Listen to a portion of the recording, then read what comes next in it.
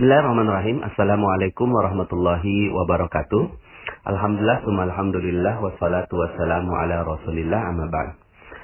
Alhamdulillah Bapak Ibu, bagaimana kabarnya hari ini?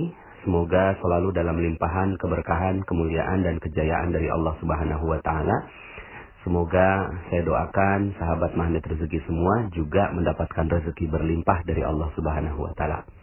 Oke, pada kesempatan kali ini saya ingin menyampaikan sebuah materi yang dahsyat ya, dan penting sekali ya. Ketika Anda menjalankan materi ini, maka niscaya rezeki Anda berlimpah ruah Bapak Ibu ya. Jadi materi ini penting sekali dan banyak sekali dilewatkan oleh banyak orang ya, padahal itu adalah sebuah kunci rezeki ya. Oke, tapi memang nggak mudah Bapak Ibu saya menyampaikan materi ini. Makanya mohon maaf ya, saya sempat janji bahwa saya akan menyampaikan materi ini, tapi saya tunda karena ada satu materi, yaitu merawat terumbu karang yang harus saya sampaikan terlebih dahulu ya. Dan tentunya materi ini juga kalau Anda belum mendengarkan materi-materi yang lain seperti materi Law of Projection, konsep dasar magnet rezeki, kemudian tips jeruk nipis, Paradox of Candy, kemudian cicak dan jerapah ya, dan materi-materi sebelumnya lunas hutang seketika, nampaknya ilmu ini tidak mudah Anda terima gitu ya. Jadi saya berharap Anda sudah dengarkan dulu, sudah banyak sekali ada garpu tala, kemudian merawat terumbu karang. Jadi kalau seandainya Anda sudah sampai di audio sekarang ini, tapi Anda belum mendengarkan audio-audio yang sebelumnya, saya sarankan jangan dilanjutkan Bapak Ibu, matikan audio ini, lalu kemudian Anda coba dengarkan yang lainnya ya. Bukan apa-apa, karena materi ini akan dipahami berbeda ya, dipahami berbeda dengan sudut pandang yang berbeda kalau Anda belum mendengarkan audio-audio saya sebelumnya ya. Oke Bapak Ibu ya. Ya, siap ya. Jadi kalau Anda belum mendengarkan, langsung matikan saja. Silakan Anda dengarkan lagi yang materi yang sebelumnya. Insya Allah nanti akan sampai juga di materi ini. Karena materi ini dahsyat Bapak Ibu. Materi ini akan membuat Anda semua akan mendapatkan rezeki berlimpah dari Allah Subhanahu wa taala ya. Judul materinya adalah jurus jitu menarik piutang. Gitu Bapak Ibu ya. Jurus jitu menarik piutang. Bagi bagi Anda yang memiliki piutang ini adalah kita menghutangi orang, lalu kemudian orang itu nggak bayar-bayar gitu ya, atau orang itu belum sampai pada proses pembayarannya lah begitu ya. Intinya sih kita belum terima dana dari orang yang kita berikan hutang itu ya. Nah, bagi Anda yang memiliki piutang ya, bagi Anda yang memiliki piutang, saya ucapkan selamat Bapak Ibu ya. Saya ucapkan selamat buat Anda. Kenapa? Karena Anda adalah orang yang luar biasa ya. Anda adalah orang yang luar biasa. Anda adalah orang yang diberikan berkah oleh Allah Subhanahu wa taala. Anda adalah orang yang mulia ya. Ini materi ini cukup panjang Bapak Ibu, dan saya perlu menyampaikan beberapa dalil agar Anda bisa menerima penjelasan saya ya. Oke, kita mulai ya Bapak Ibu ya. Jadi gini Bapak Ibu. Bagi Anda yang memiliki piutang ya, Anda harus memahami bahwa Anda adalah orang yang mulia ya. Anda adalah orang yang mulia. Karena gini, ada banyak sekali masalah-masalah yang terjadi. Anda punya piutang, tapi Anda tidak bisa mendapatkan manfaat dari piutang Anda gitu ya.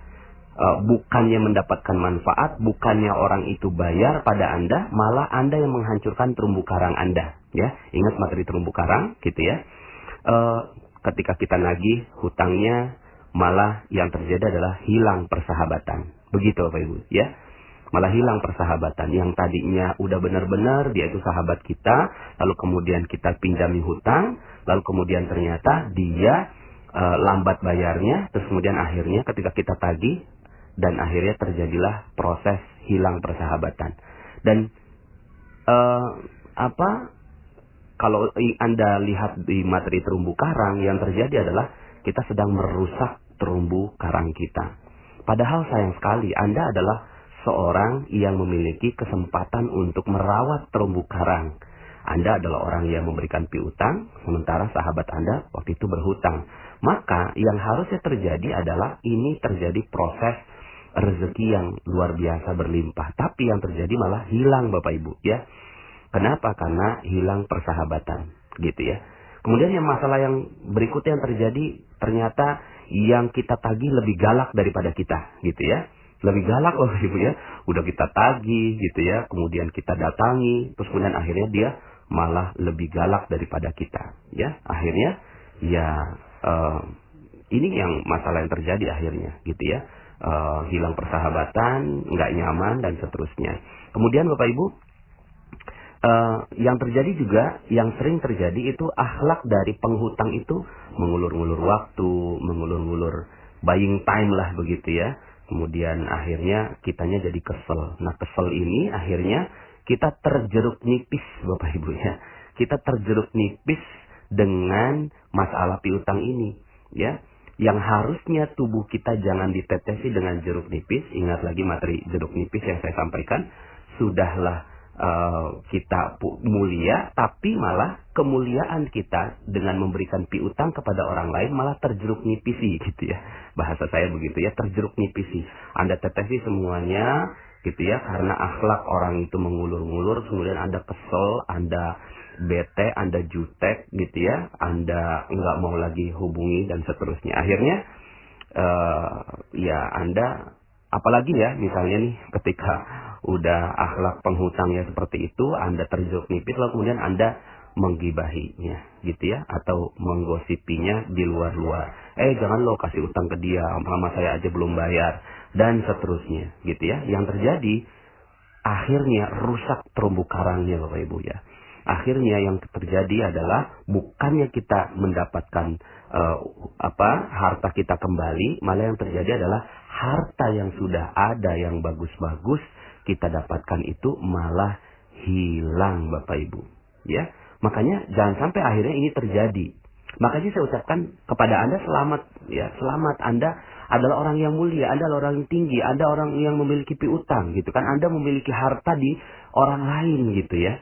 Jangan sampai akhirnya ketinggian Anda ini, kemuliaan Anda ini turun derajatnya hanya gara-gara tidak tepat dalam bersikap pada urusan piutang ini Bapak Ibu ya.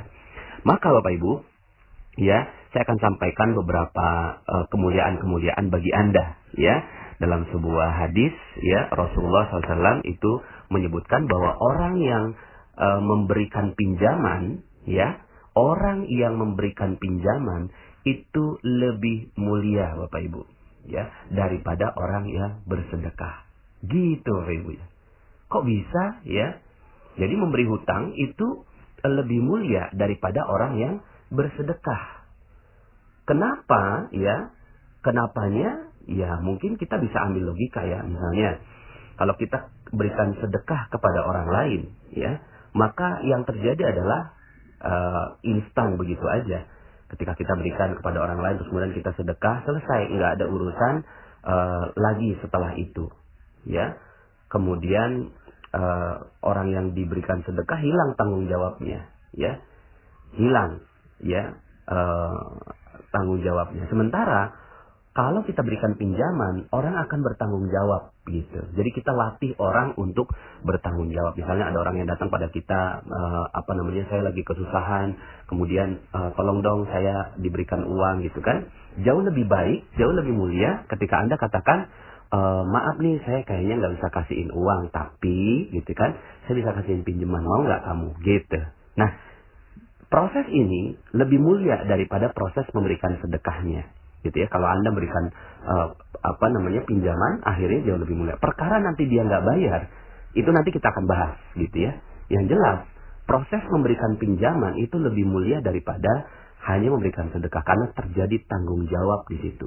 Kemudian yang kedua Bapak Ibu, ketika kita berikan kepada orang yang tadi membutuhkan, ketika kita kasih sedekah, maka bisa jadi yang memberi sedekah itu merasa mulia. Akhirnya muncul ujub, ria, sombong, takabur, sum'ah. Ada fitnahnya ke arah sana. Tapi kalau seandainya Anda memberikan pinjaman, gitu ya, maaf ini kan kita pinjaman gitu, Anda bisa terhindar dari sikap seperti itu, ya, dari fitnah hati yang membuat Anda akhirnya merasa lebih mulia dan orang yang ada di depan Anda lebih hina, atau orang yang meminjam itu merasa dirinya hina gitu ya. Tapi kalau pinjam, maaf ya, ini saya nggak kasihin sedekah, tapi kita pinjam nih gitu ya. Saya kasihin pinjaman ke kamu. Akhirnya yang terjadi adalah itu sama rata loh Ibu, sederajat gitu.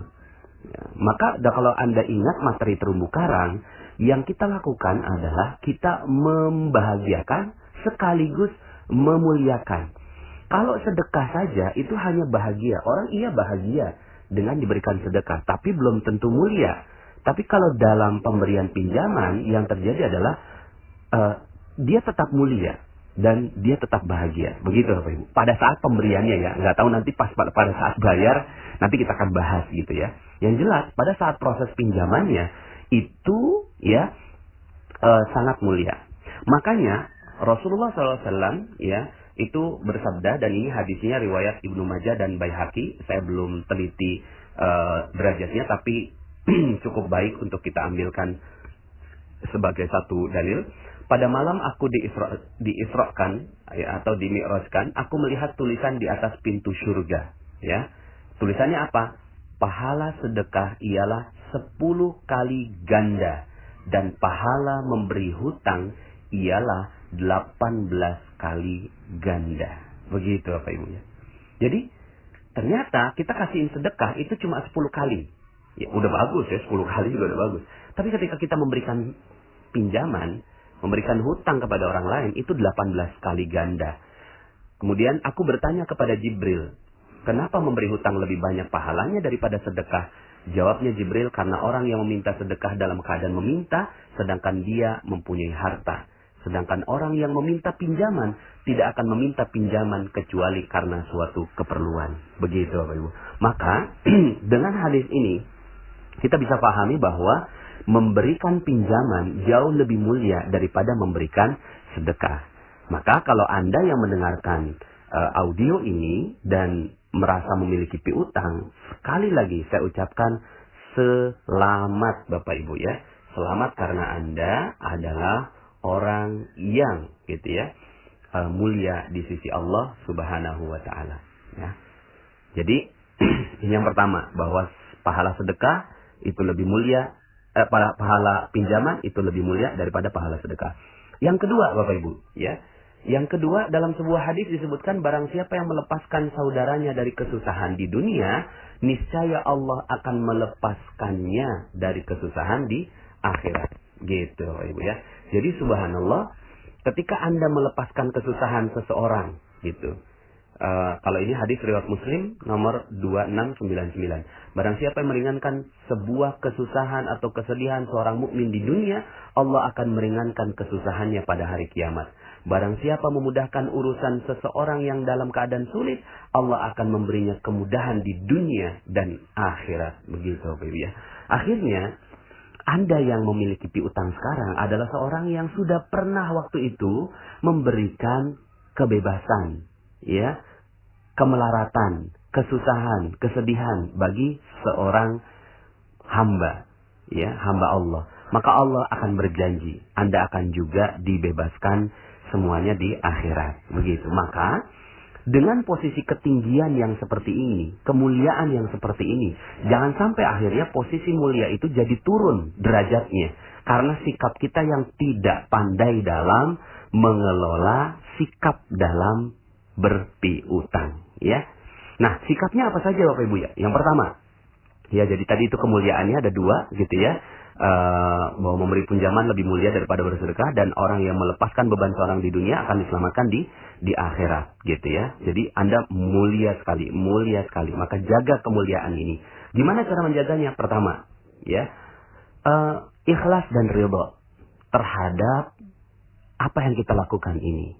Dan apa yang pernah Anda lakukan waktu itu, mungkin, aduh Pak Nas, kan ada beberapa ya yang konsultasi ke saya, Pak Nas gimana ya caranya untuk nagih utang gitu ya, kok sampai sekarang saya belum bisa nagih ke dia gitu ya, terus ketika nagih kok dia marah-marah dan seterusnya. Bapak Ibu, proses ikhlas dan ridho itu diberikan pada saat awal, gitu. Pada saat awal tuh kita ikhlas dan ridho. Ikhlas ini ya kita berikannya ikhlas, pinjamannya ikhlas, kemudian ridho menerima apapun kondisinya dia, gitu kan, dengan mempermudah syaratnya, begitu. Terus kemudian ikhlas dan ridho ini terus kita jaga sampai uangnya diterima kembali. Gitu Bapak Ibu, ya. Jadi ini yang harus dijaga. Sikap kita, ikhlas dan ridhonya itu nggak boleh turun. Saat pertama kali kita berikan, itu kita ikhlas dan ridho. Biasanya begitu.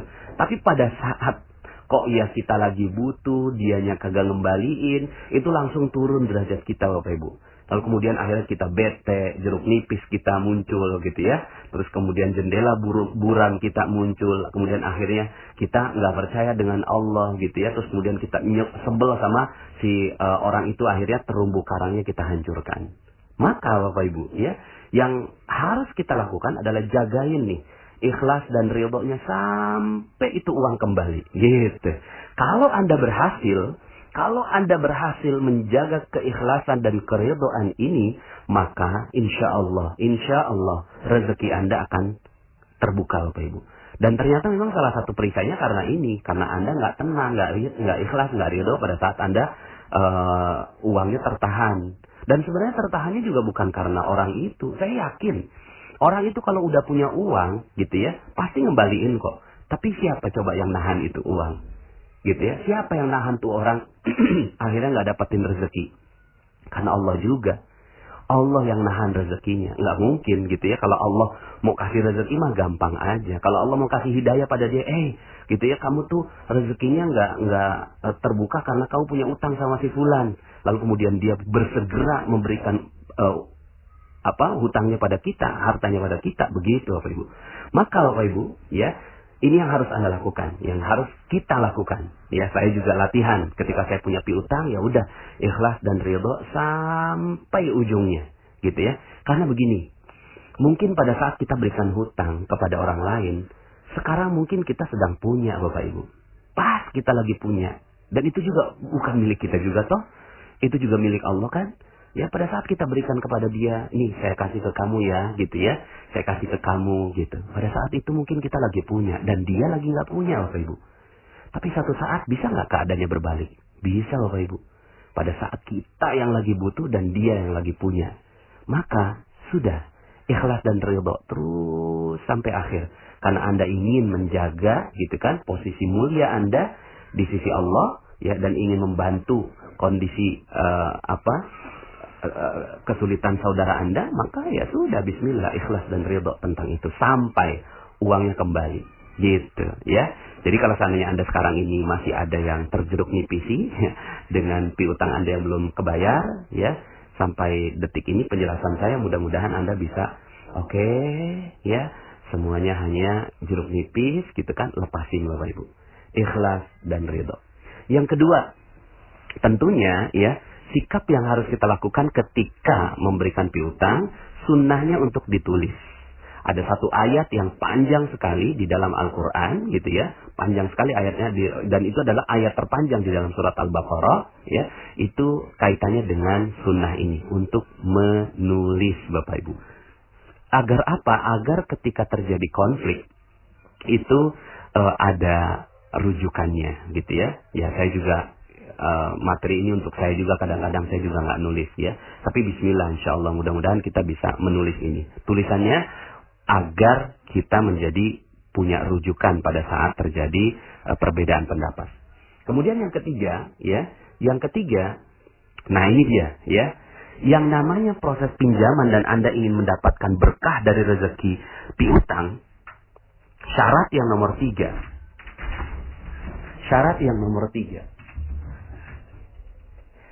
adalah piutang tidak boleh dikenakan tambahan. Gitu Bapak Ibu.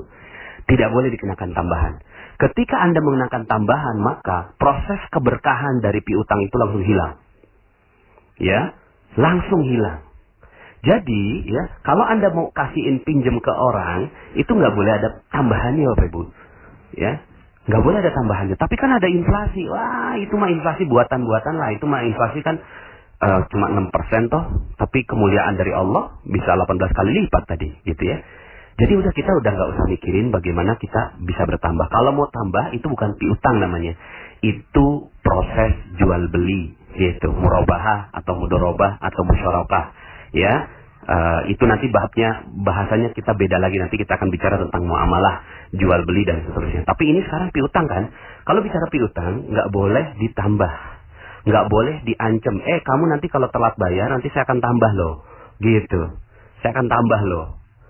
Bapak Ibu, kalau seandainya kita melakukan ini, maka seluruh keberkahan dari rezeki piutang itu akan hilang.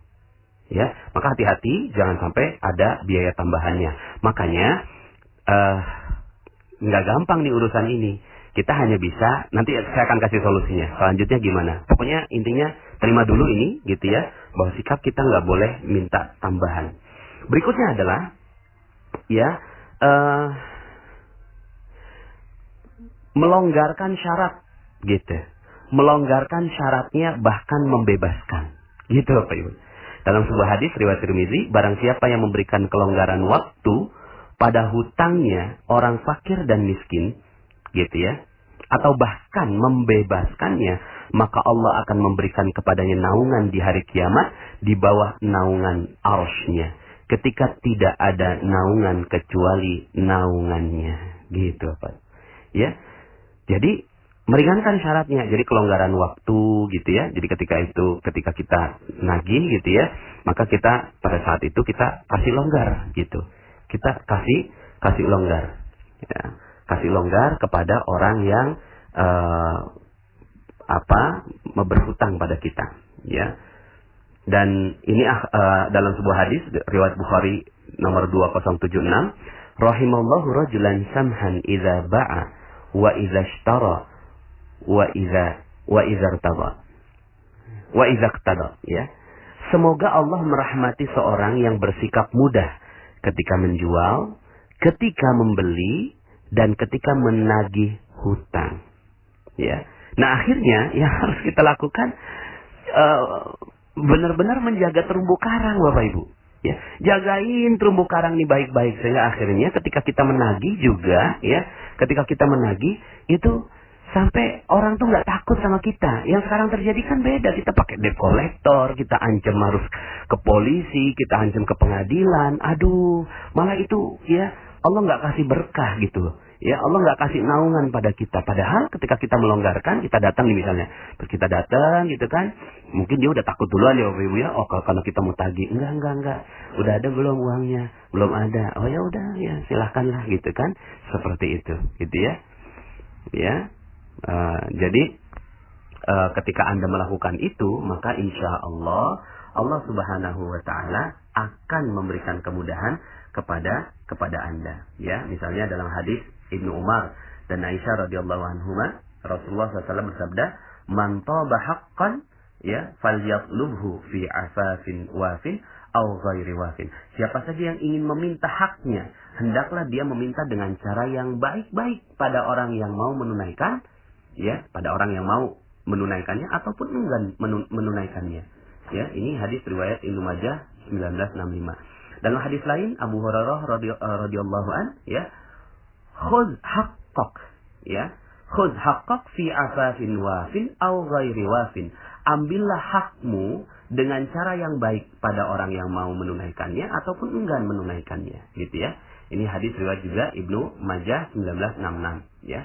Jadi Bapak Ibu, ketika kita mampu melakukan ini, nggak gampang kan, ya? Saya yakin nggak gampang, dan Anda merasa aduh gitu ya, kok harus kayak begitu gitu ya.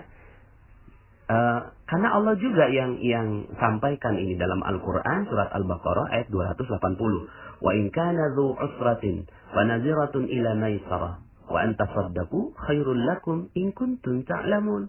Dan jika orang yang berhutang itu dalam kesukaran, maka berilah tangguh sampai dia berkelapangan dan menyedekahkan sebagian atau semuanya, gitu ya. Dibebaskan aja sekalian, lebih baik bagimu jika kamu mengetahui, gitu ya. Nah, Bapak Ibu, inilah akhlak dalam menagih, memberikan tangguh, berbuat baik, ya, melonggarkan syarat, bahkan membebaskan, gitu. Luar biasa Bapak Ibu ya. Jadi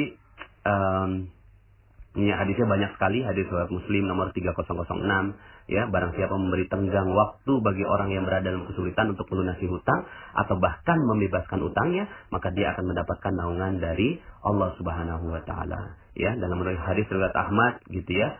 Barang siapa ingin mendapatkan naungan Allah Azza wa Jalla, hendaklah dia memberi tenggang waktu bagi orang yang mendapatkan kesulitan untuk melunasi hutang atau bahkan dia membebaskan hutangnya, gitu ya. Jadi Masya Allah, ya, kalau seandainya kita melakukan ini, ya, ini adalah akhlak orang yang menagih gitu ya, maka ini Allah akan berikan keberkahan untuk Anda. Ini ada cerita ya tentang Abu Qatadah gitu ya, bahwa ternyata Abu Qatadah menagih dan orang itu benar-benar dalam kesulitan ya. Kemudian dikonfirmasi. Konfirmasinya, apa betul engkau orangnya kesulitan? Iya betul. Maka Abu Qatadah bahkan membacakan hadis gitu kan. Barang siapa memberi keringanan pada orang yang berhutang padanya atau bahkan membebaskan utangnya, maka dia akan mendapatkan naungan arsy di hari kiamat gitu ya. Nah, Bapak Ibu, maka ya tentunya kalau nanti kita bahas tentang yang hutang ya, tentang ini hadis-hadis untuk orang yang punya piutang gitu ya. Punya piutang. Pokoknya kasihin tanggang waktu dan seterusnya ya. Nah,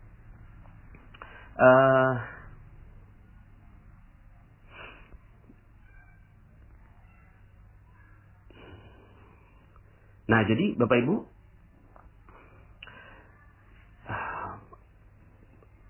yang berikutnya dari sikap kita ya. Jadi pahala piutang ini Bapak Ibu double dan double lagi ya. Jadi kalau Anda mau dapetin keberkahan dari piutang Anda bisa kok gitu ya. Anda bikin lipat ganda. Gimana caranya gitu ya? Lipat gandanya tuh begini ya. Lipat gandanya tuh lipat gandanya, maaf nih saya harus cari catatan saya tadi.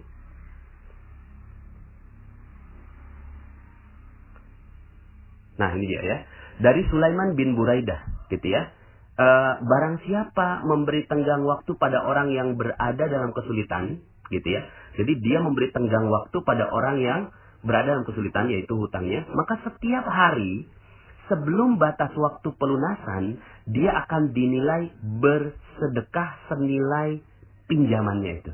Jadi misalnya gini, Anda pinjemin orang 5 juta, ya, lalu kemudian batas waktunya 3 bulan. Selama 3 bulan itu, maka Anda dapetin bersedekah 5 juta, 5 juta, 5 juta, 5 juta, dihitung di sisi Allah sampai 3 bulan. Dahsyat Bapak Ibu ya. Jadi Anda kalau mau dapetin berkahnya dari piutang Anda, ini caranya, gitu ya.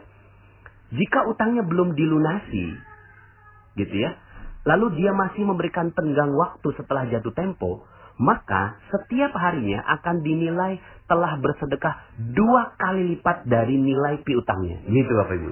Jadi misalnya 3 bulan, ya, itu dapat tuh 5 juta, 5 juta, 5 juta, 5 juta selama 3 bulan. Itu dapat pahalanya senilai itu di sisi Allah. Lalu kemudian setelah 3 bulan, kita datang nih, maaf, ini kan udah batas waktu, bisa nggak? Aduh maaf, saya belum bisa, benar-benar deh, saya belum bisa. Oke, gitu kan? Saya kasih waktu lagi, kurang lebihnya 6 bulan ke depan, atau 3 bulan ke depan. Nah, maka, selama 3 bulan ini, maka itu lipat ganda Bapak Ibu, 10 juta, 10 juta, 10 juta, 10 juta, 10 juta, gitu. Nah, mungkin gitu ya, setelah selesai dari 6 bulan itu, kalau lihat dari hadisnya, seandainya dia nggak bayar lagi, gitu ya, datangin lagi dengan akhlak yang baik, ya. Bahkan kita kasihin hadiah, gitu ya, kita kasihin martabak lah begitu ya. Aduh, gitu ya, sampai akhirnya dia merasa nggak enak. Tapi nggak apa-apa, kita bukan tujuannya untuk merasa nggak enak kok. Kita bilang gitu kan, gimana? Apa sudah bisa udah bisa dibayar? Belum bisa, ya udah saya kasih 3 bulan lagi. Itu jadi 15 juta, 15 juta, 15 juta, 15 juta, 15 juta. Wallahu a'lam ya. Ini sesuai dengan hadisnya, gitu ya. Dan ini dikatakan hadis ini sahih. Maka kalau seandainya Anda mau dapetin rezekinya dari ya piutang Anda, begini Bapak Ibu, ya. Apalagi kalau Anda pas dia udah nggak bisa lagi, beneran nih kamu udah nggak bisa, ya udah deh, saya bebaskan. Ketika dibebaskan, maka langsung harus berguncang dan mencatat Anda adalah orang yang pantas untuk mendapatkan naungan dari sisi Allah Subhanahu wa taala. Nah, selama ini gitu ya, gimana cara kita dalam menagih piutang? ya. Selama ini yang kita lakukan adalah merendahkan orang yang berhutang pada kita. Kita rendahkan dia, kita hina dia, kita omongin di depan orang lain dan seterusnya. Malah yang terjadi adalah kerusakan buat diri kita sendiri, ya. Nah, Bapak Ibu, itulah kira-kira sikap-sikap yang harus ditunjukkan, dan kalau Anda melakukan itu, maka insya Allah sebentar lagi rezeki Anda itu akan berlipat ganda. Ya udahlah, gini aja ya. Pada saat itu kita udah nggak usah nagih kepada orang itu, gitu ya. Ke orang itu tuh cuma bermuamalah aja, gitu. Tapi kita nagihnya kepada Allah. Ya Allah, saya dengar hadis seperti ini, saya dengar ayat seperti ini, maka ya perkenankan aku memintanya kepada Engkau. Kalau udah kayak gitu, Masya Allah. Nah, selanjutnya Bapak Ibu, sikap yang harus kita tunjukkan berikutnya. Kan ini udah terjadi nih, ya, udah terjadi piutangnya. Ya udahlah, begitulah akhlak Anda dalam menagih piutang. Nah, sekarang gimana berikutnya? Berikutnya, prinsip untuk berikutnya kalau Anda mau berikan pinjaman kepada orang lain. Satu, teliti dengan orang yang mau berhutang. Orang yang mau berhutang sama kita teliti betul, dan jangan sampai akhirnya berikan kepada orang yang tidak tepat, ya. Mungkin saudara Anda, kerabat Anda, adik Anda, kakak Anda, gitu ya, paman Anda, ya orang-orang yang terdekat di sisi Anda, bahkan tetangga Anda mungkin juga lagi perlu pinjaman Anda. Oke, tapi teliti Bapak Ibu. Telitinya apakah orangnya memang kecenderungannya mau menunda-nunda atau tidak, gitu kan? Dan tujuan kita bukan nanti dia bayar nggak ya, bukan. Tapi nanti saya bakal baik nggak ya akhlaknya sama dia. Jangan sampai akhirnya ketika saya pinjemin, maka saya turun. Terumbu karang saya hancur gara-gara saya pinjemin uang ke dia. Jadi yang diperhatikan terumbu karang Bapak Ibu ya. Bukan uangnya. Terumbu karangnya yang Anda perhatikan. Jangan sampai akhirnya terumbu karang Anda akan hilang, hancur gara-gara minjemin uang ke dia. Gitu ya. Yang pertama. Yang kedua. Kalau Anda udah keluarin uang dalam hal urusan utang, anggap uang itu udah nggak ada Bapak Ibu. Jadi uang itu ada yang ada dipegang. Uang itu yang ada di tangan. Tapi kalau udah nggak ada di tangan, jangan anggap itu uang Anda. Ya. Termasuk misalnya ketika kita pinjemin uang ke orang, 5 juta kita kasih ke orang lain. Maka jangan anggap bahwa Anda masih punya uang di situ. Seandainya balik tuh 5 juta, itu udah hadiah gitu loh. Ya, emang alhamdulillah Allah masih kasihin uang itu 5 juta ke kita. Tapi kalau udah kasihin ke orang lain gitu, itu udah bukan di tangan Anda lagi Bapak Ibu. Udah, lepasin aja dan minta sama Allah, ya Allah, saya tiap hari minta 5 juta sampai waktu dia mengembalikannya. Nggak bisa gitu kan? Aduh, nggak bisa. Anda bilangnya begini, yes, alhamdulillah dilipat gandakan jadi 2 kali lipat begitu ya. Ya. Kemudian yang ketiga, saat orang minta-minta gitu ya. Saat orang misalnya datang minta-minta kepada Anda. Nanti saya akan bahas tentang meminta-minta. Ketika ada orang yang meminta-minta datang pada Anda, ajak dia untuk bertanggung jawab dengan pinjaman. Gitu ya. Bisa seperti itu. Kemudian yang keempat, kalau Anda nggak sanggup pinjemin, kalau Anda nggak sanggup nih, dia minjam, berharap dan segala macam, tapi Anda nggak sanggup nih, aduh kayaknya saya nggak sanggupnya bukan uangnya, nggak sanggupnya bukan karena dia nggak mungkin ngembaliin, tapi karena nggak sanggupnya tuh jangan-jangan nanti kalau saya pinjemin, saya akan rusak terumbu karang saya, gitu ya, rusak terumbu karang saya. Maka baiknya ke lembaga, ya, ke Baitul Malka atau Baitul Tamwil gitu kan, seperti itu ya. Jadi mendingan ke lembaga. Ya mudah-mudahan lembaga kita di Indonesia ini akan baik dengan ilmu magnet rezeki ini ya. Dan Bapak Ibu, terakhir yang ingin saya sampaikan gitu ya, adalah masuk surga dengan piutang gitu. Masuk surga dengan piutang Bapak Ibu ya. Gimana caranya gitu ya? Gimana caranya bisa masuk utang dengan masuk surga dengan jalan piutang? Yang pertama adalah ampunan Allah dulu. Ya, dalam sebuah hadis Abu Hurairah radhiyallahu an, Nabi SAW bersabda, dulu ada seorang pedagang. Dia biasa memberikan pinjaman kepada orang-orang, gitu ya. Jadi pedagang biasa kasih pinjaman. Ketika melihat ada orang yang kesulitan, dia berkata pada budaknya, maafkanlah dia. Artinya bebaskan utangnya. Maka ya, semoga Allah memberi ampunan pada kita. Dan semoga Allah pun memberikan ampunan kepadanya. Sampai begitu Bapak Ibu ya. Nah, orang yang seperti ini gitu ya, itu dalam sebuah hadis ya, riwayat Ahmad disebutkan, ada seseorang didatangkan pada hari kiamat. Allah berkata yang artinya, lihatlah amalannya. Kemudian orang tersebut berkata, wahai Rabbku, aku tidak memiliki amalan kebaikan selain satu kebaikan. Gitu. Jadi ini orang dihadapkan kepada Allah, coba lihat catatan amalnya. Nggak ada. Ya sholatnya biasa, ya biasa lah gitu ya, bukannya spesial banget. Tahajudnya biasa, duhanya biasa gitu ya. Kemudian semuanya biasa lah gitu ya. Dia juga nggak spesial banget. Dia juga mungkin nggak bisa berdakwah gitu kan. Dia juga mungkin tidak beramal yang baik-baik, yang sempurna begitu ya. Tapi dia punya satu amalan. Apa amalannya?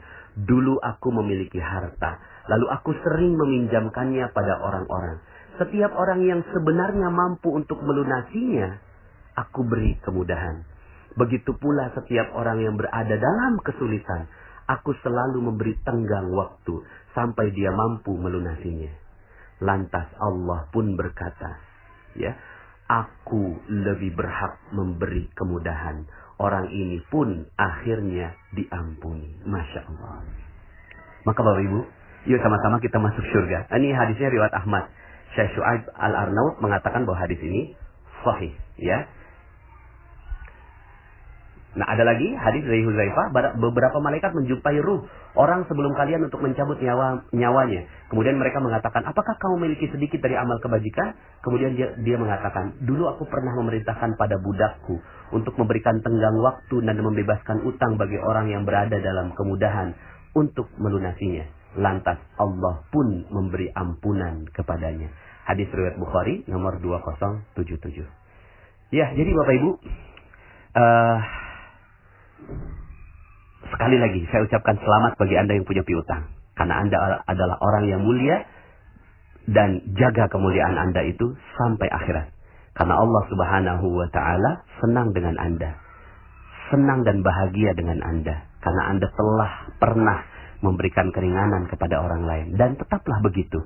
Berikanlah keringanan kepada orang lain. Maka insya Allah, Allah Subhanahu wa Ta'ala akan meringankan Anda di dunia maupun di akhirat.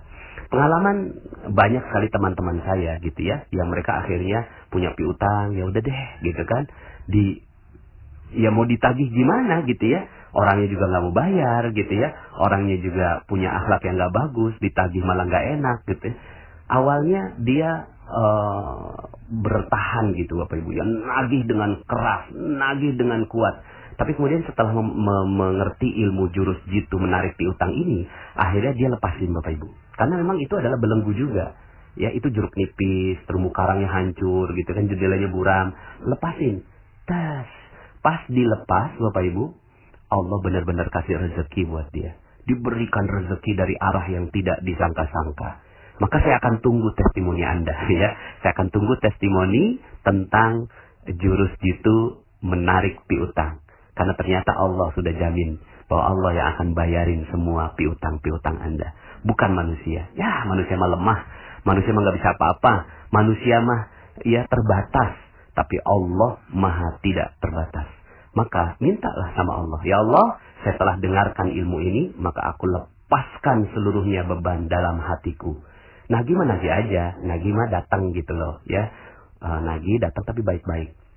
Kasihin hadiah buat orang yang pernah berhutang pada Anda. Lalu kemudian Bapak Ibu, setelah itu Anda akan rasakan nikmat yang luar biasa berada di dalam diri Anda. Oke, sampai jumpa dalam audio-audio berikutnya. Saya Nasrullah. Assalamualaikum warahmatullahi wabarakatuh.